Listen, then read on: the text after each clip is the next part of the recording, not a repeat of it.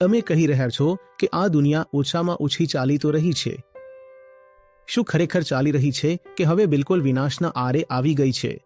આપણી સંરચનાથી આપણને બુદ્ધિ મળી ગઈ છે, ગ્રે મેટર આઈક્યુ મળી ગયો છે, પરંતુ કેન્દ્ર તો આપણું પાર્શ્વિક જ રહ્યું છે ને. તે જ પાર્શ્વિક કેન્દ્રથી આપણે આપણી બધી વ્યવસ્થાઓ બનાવી દીધી છે. મોટો દેશ નાના દેશ પર તરાપ મારી રહ્યો છે. તમે દુનિયામાં જોઈ જ રહ્યા છો. જે વર્ગ સશક્ત છે તે નિર્બળ પર ચડી રહ્યો છે. ઘરની અંદર જેની પાસે તાકાત છે તે પોતાનાથી દુર્બળ પર ચડી રહ્યો છે. પૃથ્વી પર અત્યારે જેટલા પણ મેમલ્સ છે તેમાં 1/3 વજન ફક્ત મનુષ્યનું બચ્યું છે અને બાકી તેમનું છે જેમને મનુષ્ય ખાય છે. ભેંસ, ગાય, બકરી. બાકી બધા ક્યાં ચાલ્યા ગયા મેમલ્સ? આપણે ખતમ જ કરી દીધા. ફક્ત છેલ્લા 50 વર્ષોમાં. તમે વિચારો પૃથ્વી કેટલી જૂની છે. આપણે જાણીએ છીએ કેટલા વર્ષ, અને તે સમયગાળાની તુલનામાં 50 વર્ષ શું હોય છે? જાણે પલક પણ ના ઝબકી હોય.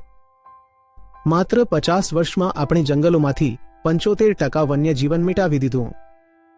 આ કર્યું છે આપણી પરંપરા, પ્રથા, સભ્યતા, સંસ્કૃતિએ, અને આપણે તેના પક્ષમાં કંઈ પણ બોલવા માંગીએ છીએ.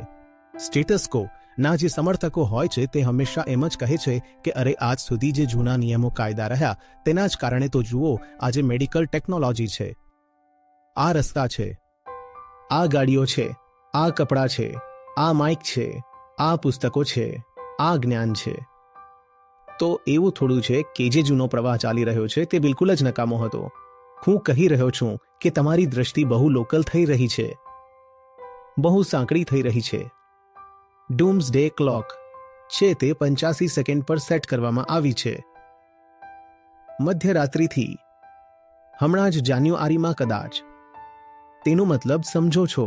જે જાણે છે, જે આપણી જેમ હવામાં વાર્તાઓમાં નથી જીવી રહ્યા, તે વૈજ્ઞાનિકો આપણને જણાવી રહ્યા છે કે તમે જે આ સભ્યતા સંસ્કૃતિ બનાવી છે તે હવે એક વ્યક્તિને નહીં, એક પ્રજાતિને નહીં, બધી પ્રજાતિઓને જ નહીં, આખા ગ્રહને પૂરી રીતે નષ્ટ કરી દેવાથી બસ 85 સેકન્ડ દૂર છે.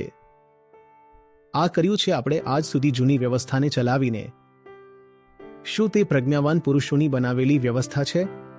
નહીં. જ્ઞાનના કેન્દ્રથી આપણે થોડી આપણી પ્રથા, પરંપરા અને દુનિયાભરની સંસ્કૃતિઓ આગળ વધારતા રહ્યા છીએ. કેન્દ્ર તો અજ્ઞાનનો અને અહંકારનો જ રહ્યું છે ને. અને તે કેન્દ્રથી જે કંઈ પણ બનશે તે વિનાશકારી જ હશે.